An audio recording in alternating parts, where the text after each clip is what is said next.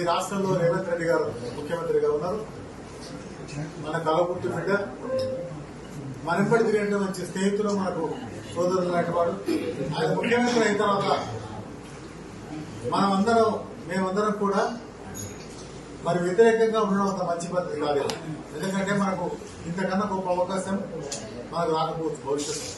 మరొక మన కలగుర్తు చెందిన ఒక వ్యక్తి ముఖ్యమంత్రి కావాలంటే చాలా కష్టం. అదృష్టానికి అయ్యిండు. అదేవిధంగా నారాయణ రెడ్డి గారు కూడా ఎమ్మెల్యే గెలిచిండు.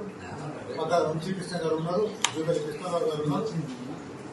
మరి మల్లు రవి 100% గెలుస్తారు.